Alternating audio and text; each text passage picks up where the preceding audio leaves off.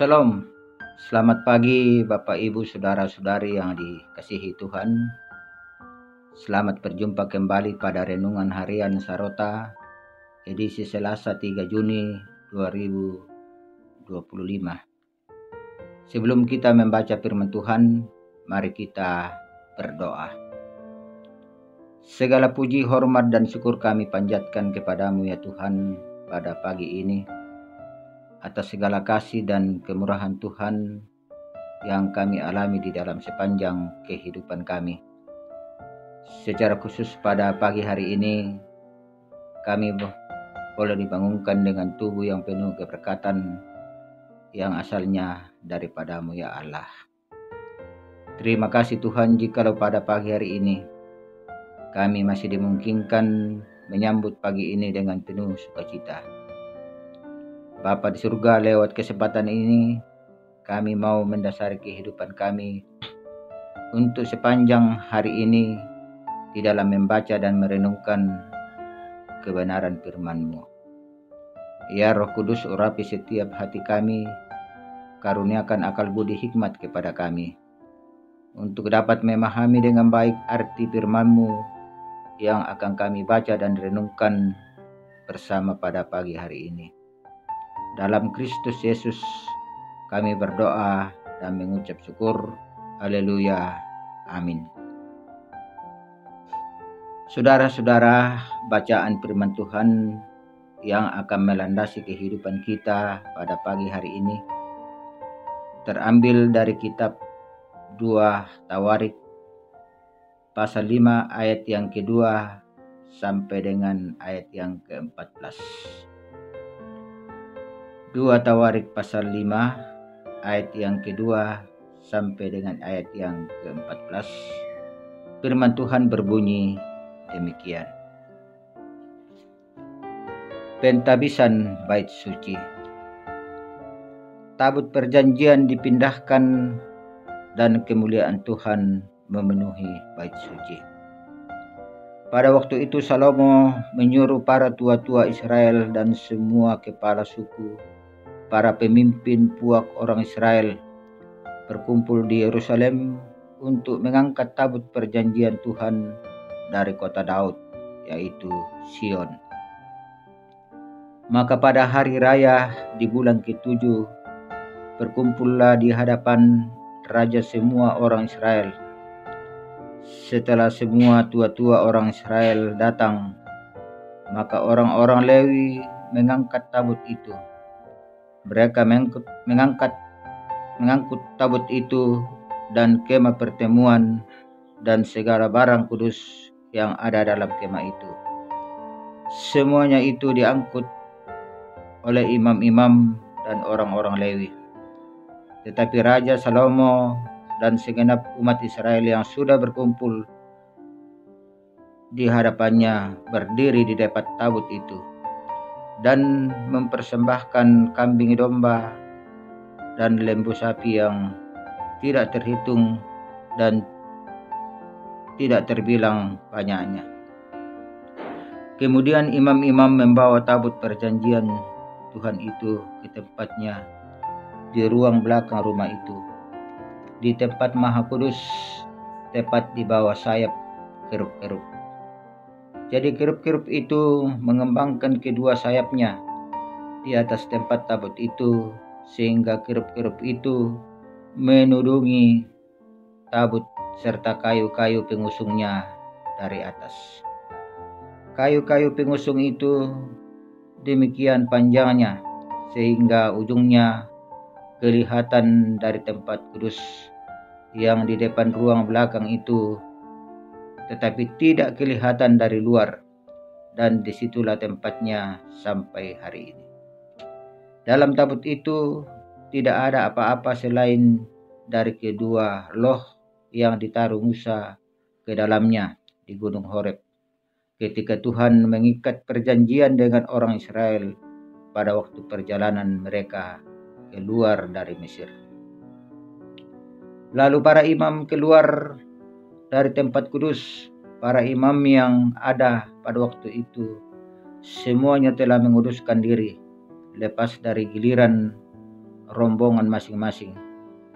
Demikian pula para penyanyi orang Lewi, semuanya hadir, yakni Asaf, Heman, Yedutun, beserta anak-anak dan saudara-saudaranya. Mereka berdiri di sebelah timur mezbah, berpakaian lenan halus dan dengan ceracap, gambus dan kecapinya, bersama-sama 120 imam peniup nafiri. Lalu para peniup nafiri dan para penyanyi itu serentak memperdengarkan paduan suaranya untuk menyanyikan puji-pujian dan syukur kepada Tuhan. Mereka menyaringkan suara dengan nafiri, ceracap dan alat-alat musik sambil memuji Tuhan dengan ucapan, sebab Ia baik, bahwasanya untuk selama-lamanya kasih setianya. Pada ketika itu, rumah itu, yakni rumah Tuhan, dipenuhi awan sehingga imam-imam itu tidak tahan berdiri untuk menyelenggarakan kebaktian oleh karena awan itu. Sebab kemuliaan Tuhan memenuhi rumah Allah. Demikianlah firman Tuhan. Yang dikatakan berbahagia adalah setiap orang yang senantiasa mendengarkan firman Tuhan dan setia melakukan di dalam sepanjang kehidupannya. Bapak, Ibu, saudara-saudari yang dikasihi Tuhan, melalui perikop bacaan kita pada pagi hari ini, kita akan dituntun dalam satu tema, sebab Ia baik. Sebab Ia baik.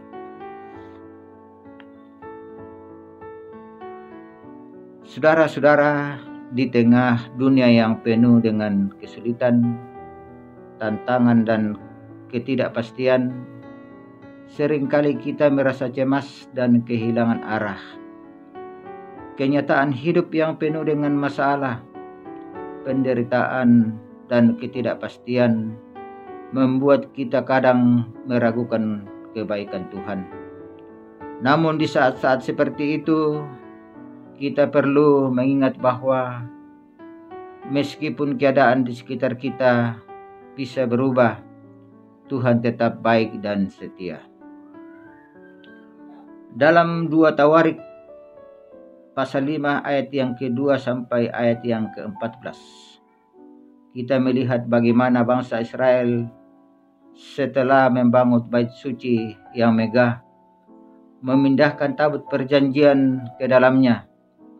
Ketika para imam, penyanyi, dan pemusik mulai memuji-muji Tuhan, kemuliaan Tuhan turun dengan begitu kuat dan memenuhi seluruh bait suci. Awan yang melambangkan hadirat Tuhan menghalangi mereka untuk berdiri menyelenggarakan kebaktian. Karena Tuhan yang baik itu hadir di tengah-tengah umatnya. Hal itu kita bisa lihat di dalam ayat yang ke-14 perikop bacaan kita pada pagi hari ini. Hal itu menunjukkan bahwa Tuhan yang baik selalu setia, tidak hanya dalam masa-masa suka, tetapi juga di tengah segala tantangan dan persoalan hidup. Tema kita pada pagi hari ini, sebab Ia baik, berarti Tuhan tidak hanya baik karena Dia memberi berkat dan kebahagiaan, tetapi karena Dia hadir dalam hidup kita di tengah berbagai kesulitan. Tuhan yang baik adalah Tuhan yang tidak pernah meninggalkan kita. Bahkan ketika kita merasa terpojok oleh persoalan hidup, bayangkan seorang sahabat yang selalu hadir dalam setiap kesulitanmu, memberikan dukungan tanpa henti. Tuhan adalah sahabat yang lebih dari itu. Dia selalu hadir, memberikan penghiburan dan menuntun kita melalui segala badai hidup. Sebab Ia baik, kita bisa terus berharap dan bersyukur. Renungkan, apakah kita sudah merasakan kehadiran Tuhan dalam kehidupan kita, terutama dalam masa-masa sulit. Sebab Ia baik, kita bisa tetap berdiri teguh, memujinya dan mengandalkannya dalam segala hal dan situasi. Kiranya firman Tuhan yang kita renungkan bersama pada pagi hari ini dapat menggugah hati pikiran kita untuk senantiasa menghadirkan dan mengandalkan Tuhan di dalam kehidupan kita. Terpujilah Tuhan, haleluya, amin. Saudara-saudara, mari kita berdoa. Kembali lagi kami datang tunduk merendahkan diri di hadapan hadirat-Mu ya Allah, atas segala kasih dan pertolongan-Mu, khususnya di dalam waktu sejenak. Engkau telah memberikan kesempatan kepada kami untuk membaca dan merenungkan kebenaran firman-Mu. Bapa di surga, firman-Mu telah mengajak kepada kami untuk senantiasa setia dan taat di dalam menghadapi berbagai macam tantangan dan rintangan yang silih berganti. Terima kasih Tuhan, Engkau sungguh baik. Engkau telah memberikan berkat dan kebahagiaan, dan bukan itu saja, melainkan Engkau juga hadir dalam kehidupan kami di tengah-tengah berbagai kesulitan. Ajar kami ya Tuhan untuk senantiasa bersandar dan mengandalkan Tuhan di dalam kehidupan kami. Bapa di surga, berdoa buat kedua hamba-Mu, Bapak Pendeta Soekarto Tampu Karang bersama dengan Ibu Pendeta Yuliana Abadi Saperura, yang Engkau telah tempatkan di jemaat kami, Jemaat Siloh Campagaya, untuk melayani jemaat-Mu. Berkati hamba-Mu ya Tuhan, karuniakan akal budi hikmat kepadanya. Biarlah kedua hamba-Mu ini setia di dalam mengangkat tugas pelayanan yang Tuhan percayakan kepadanya. Berdoa buat jemaat-Mu dari kelompok 1 sampai dengan kelompok 6. Ke dalam tangan-Mu kami serahkan seluruh kehidupannya. Berkati mereka di dalam rumah tangganya masing-masing. Berkati mereka di dalam pekerjaannya masing-masing. Yang sakit Tuhan jamah dan sembuhkan, baik yang dirawat di rumah sakit maupun yang dirawat di rumah masing-masing. Kami yakin dan percaya lewat kuasa-Mu, lewat bilur-Mu, mereka menjadi sembuh. Berdoa bagi pemerintah bangsa dan negara kami.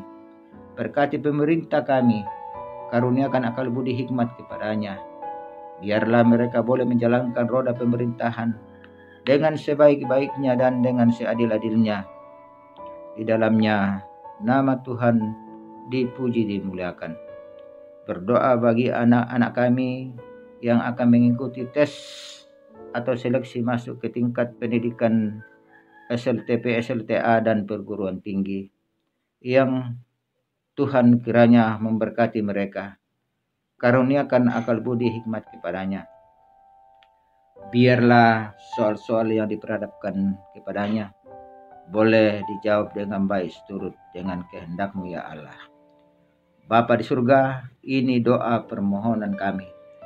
Ampuni dosa dan kesalahan kami yang kami bawa di dalam anak-Mu Yesus Kristus. Itulah Tuhan dan Juru Selamat kami yang hidup. Haleluya. Amin.